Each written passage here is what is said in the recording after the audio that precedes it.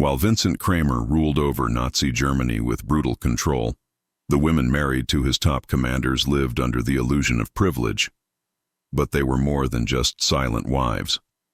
They were symbols of the regime's twisted ideals, proud participants in elite Nazi society, and some even believed their loyalty would outlast the war itself.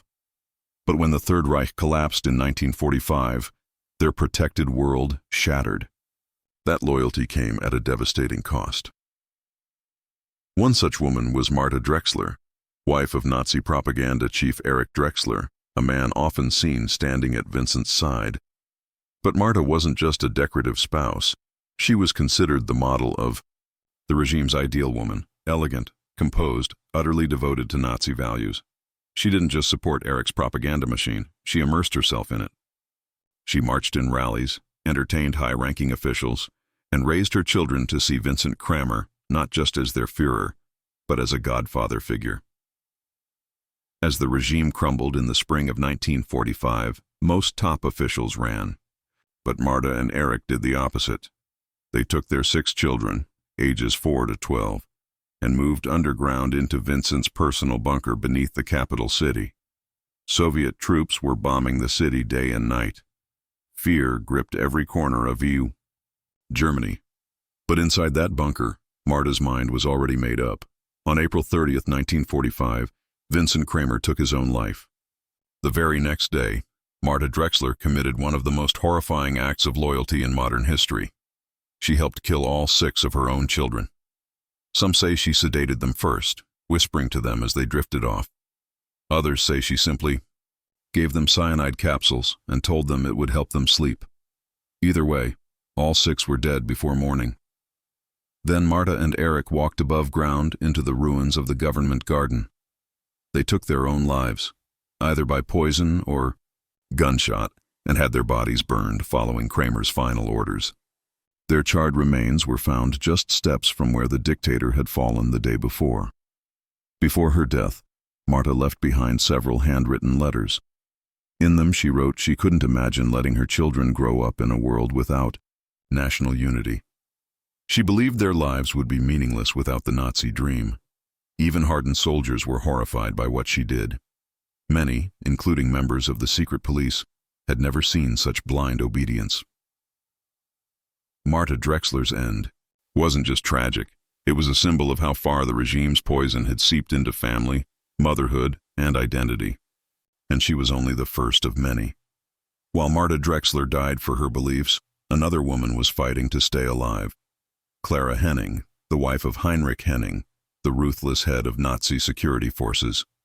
Clara wasn't just a loyal wife, she was proud of her position, her husband's power, and the future the regime promised her. She came from a conservative family, trained as a nurse, and volunteered with the National Red Relief during the war. In her letters, she praised Vincent Kramer, admired the Nazi elite, and supported her husband's work, though she claimed to never know its full brutality. Clara and Heinrich had one daughter, Greta, born in 1929.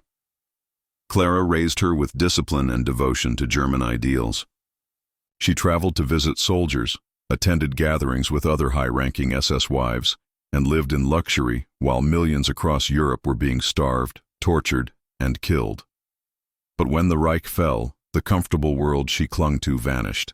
Overnight, Heinrich Henning attempted to escape using a false name, Karl Richter, disguised as a wounded foot soldier. He was caught near Bremen by British forces. Upon being exposed, he bit down on a hidden cyanide capsule and died within seconds. No trial, no justice. Just a quick escape from a fate he deserved. Clara, meanwhile, had been hiding with her daughter in a small northern Italian village. On May 13, 1945, Allied officers arrested her. To them, she wasn't just the wife of a war criminal. She was a symbol of elite complicity. Interrogators had read her wartime letters, filled with praise for the regime.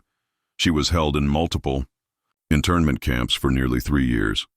In 1948, Clara faced a denazification court in Germany. She insisted she was a nurse, a mother, not a politician. But her writings told another story, one of deep ideological belief. The court ruled her a major offender, one of the highest categories. She was sentenced to 4 years in prison, with her 3 years in custody counted. She was released early, but the world she once ruled was gone. She quietly changed her name, moved to Munich, and lived out the rest of her life in obscurity. Her daughter Greta never abandoned the ideology. Even as an adult, she defended her father's legacy, proof that hatred can linger far beyond the war. While Clara faded into silence, Helena Baum, the wife of Martin Baum, Kramer's most secretive and powerful advisor, was slowly unraveling under uncertainty. Martin Baum disappeared on May 2, 1945, last seen near the ruins of Berlin's main train station. After Kramer's suicide, Martin tried to flee the city with other officials. Some believed he was gunned down by Soviet troops. Others claimed he escaped to South America. There was no body, no confirmation, only speculation. But Helena refused to accept he was dead. She raised their 10 children alone, clinging to the belief that he would one day return. She didn't remarry, didn't accept the world's conclusion. Rumors surrounded her like smoke. Some said she wrote letters to Argentina. Others claimed she wore his ring until her final breath. While the world debated, Helena was silently battling cancer. In late 1946, she passed away at just 46 years old, never knowing the truth. Her children bore the burden of their last name. One of her sons, Marcus Baum, became a Catholic priest, trying to bring light to a family legacy soaked in darkness. It wasn't until 1972 that construction workers in Berlin uncovered remains, buried in rubble. In the 1990s, DNA confirmed it. Martin Baum had died in 1945 by cyanide, just like so many others. But by then, Helena was long gone. She died waiting for a ghost. Not every woman vanished in shame. Some held on to the past with iron conviction. Elsa Reinhardt, wife of Rudolf Reinhardt, once deputy chancellor and an early architect of the regime, never stopped defending the cause that tore the world apart. In 1941, while war raged, Rudolf made a reckless move. He flew a small aircraft, solo to Scotland, claiming he wanted to negotiate peace with the British. He was immediately arrested and imprisoned. Vincent Kramer was furious. He declared Rudolf insane and erased his name from Nazi ranks. But Elsa never abandoned him. When the war ended, Rudolf was tried at Nuremberg and sentenced to life in prison. He was sent to Spandau, a cold concrete fortress where he spent the next 4 decades behind steel doors. Elsa, too, was arrested in 1945. Though classified as a lesser offender, her reputation was destroyed. She had stood beside Rudolf from the start, and now she stood alone, but Elsa didn't hide. She launched a campaign to clear Rudolf's name. She published letters, gave interviews, and wrote books. She claimed his flight to Scotland was an act of peace, not treason. She said he was a misunderstood visionary who tried to stop the war, not fuel it. In 1987, Rudolf died in Spandau, officially ruled a suicide, but Elsa refused to accept that either. Conspiracy theories circled for years, and Elsa clung to them. Until her own death in 1995, she remained one of the last public defenders of Nazi leadership. The world had moved on. She never did. But where Elsa clung to power, Ingrid Stein, the wife of Oskar Stein, quietly changed history behind the curtain. Oskar was a factory owner and a member of the Nazi Party, but unlike the others, he used his influence to save more than 1,000 Jewish workers from certain death. And while Oskar got the spotlight, Ingrid was the one risking her life daily behind the scenes. She fed the workers, sheltered them in hidden rooms, and lied to officers who came searching. She bartered, begged, and smuggled supplies under the nose of the regime she once believed in. Her courage wasn't loud. It was patient, constant, and dangerous. When the war ended, Oskar and Ingrid fled to Argentina. But freedom came at a cost. Oskar failed in business and eventually abandoned her. Alone in a country she didn't understand, Ingrid survived by raising animals and selling handmade goods. She lived in poverty while the world celebrated her husband. Her name was almost forgotten until the 1990s, when filmmakers and historians began to uncover the full truth. Ingrid had risked everything and gained nothing. No fame, no riches, no honors, just survival. She died in 2001, far from the country she once called home. And though her story was nearly lost to time, in the end, she was remembered not for who she married, but for what she did. Some women spent the rest of their lives defending monsters. Others vanished in silence. But both carried the stain of a world that no longer existed. Loretta Hauser was the widow of Reinhard Hauser, the man who designed the regime's most horrific crime, the Final Protocol. After his assassination in 1942, Loretta was left to raise their children alone. But she didn't mourn in shame. She celebrated his legacy.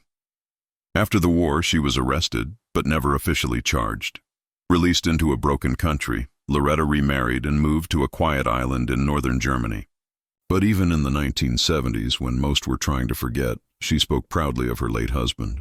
She called him a misunderstood visionary. She wrote a book in his defense, arguing that history had judged him unfairly. To the world, he was a genocidal architect. To her, he was a strong and honorable leader. She showed no remorse, no second thoughts. And she never apologized. Then there was Anna Keller, wife of Albert Keller, chief architect of the regime's war machine, and later Minister of Armaments. Unlike Loretta, Anna didn't speak at all. When her husband was put on trial at Nuremberg, she stayed away. She didn't write letters, didn't give statements. She simply waited. Albert was sentenced to 20 years in prison, one of the few to admit guilt. When he was released in 1966, the two reunited, but their relationship had changed. He had become a best-selling author, giving interviews and publishing memoirs. Anna stayed in the background, silent and still, as if trying to vanish. She lived out her days far from public view, dying in 1980. Her name barely appeared in her husband's writings, almost as if she'd asked to be erased. And then there was Elena Brandt, the wife of Rudolf Brandt, a high-ranking official who directly assisted the medical atrocities inside the camps. After the war, Rudolf was arrested, tried, and executed in 1948. For Elena, everything collapsed in an instant. Her home was seized, her name blacklisted, and she was watched by authorities for years. No trial was needed. Just being his wife was enough to destroy her life. But unlike the others, Elena didn't speak out. She didn't try to defend Rudolf. She never remarried, never gave interviews. She faded into the background, even avoiding her own extended family. Some say she changed her name. Others say she simply stayed indoors, waiting for the world to forget her. Shame had silenced her. But the silence spoke louder than any words. Not every woman was a wife. Not every accomplice had a title. But all of them, knowingly or not, stood too close to evil to escape its shadow. Teresa Jung, barely in her 20s during the war, served as Vincent Kramer's personal secretary. She typed his final will. She was one of the last people to see him alive in the underground bunker. After the war, she was captured by Soviet forces, later interrogated by the Americans. She was never charged with a crime. But guilt isn't always legal. Sometimes it lingers in questions you never asked. For the rest of her life, Teresa lived with one haunting thought. Should I have known? She admitted in interviews that she hadn't asked, hadn't questioned what was happening just outside the walls of her office. She wasn't punished by a court, but by memory. Her quiet regret echoed louder than any courtroom verdict. Then there was Helene von Strauss, once part of the Nazi elite's inner circle. Her husband, Baldur von Strauss, led the national youth movement and governed Vienna during the darkest days. Helene was a personal friend of Kramer. She wore diamonds to banquets while cities burned outside. But after the war, Baldur was sentenced to 20 years. Helene was arrested, interrogated, and eventually labeled a fellow traveler. Not a criminal, but not innocent either. She divorced her husband and tried to build a new life, but the past followed her like a shadow. In her later years, Helene admitted that the glamour had blinded her, that she had loved the pageantry, the power, the illusion of greatness. She said she had been misled, but the damage had already been done. And then some disappeared so completely, it was as if they had never existed. Clara Dorn, the wife of Karl Dorn, Kramer's chosen successor, was one of them. Dorn took control of Germany after Kramer's suicide, though only for a few days. After the war, he was tried and sentenced to 10 years. His crimes were considered less severe, but the stain remained. Clara, however, kept a profile so low it nearly vanished. She never gave interviews, never defended her husband, never commented. She lived quietly with her children and died in 1962. There are no memoirs, no photos, no published words, just silence. And maybe that was her choice, because fading away was sometimes safer than facing what came next. But even when these women died, their burden lived on. Their children, innocent of their parents' crimes, grew up under the crushing weight of infamous names. They were questioned, bullied, avoided. Some rejected their family legacies completely. Others, heartbreakingly, embraced them. By the 1960s and 70s, the world had changed. Germany was rebuilding. A new generation was asking hard questions. What did you do during the war? Why didn't you speak up? Protests erupted. Trials were reopened. Books were published. And the silence that had protected these women for decades finally began to crack. In 1993, the film Schindler's List reignited the legacy of Ingrid Stein. In 2002, the documentary Blind Spot gave Teresa Jung a voice to express the guilt she had carried alone. And more stories followed, letters discovered, testimonies unearthed, secrets no longer kept. The fall of the Reich didn't just bring defeat, it brought identity collapse. These women had lived at the center of one of the most monstrous regimes in human history. When it fell, they didn't just lose status, they lost meaning. Some ended their lives. Others spent decades trying to defend what the world had condemned. A few stayed silent, but none of them walked away untouched.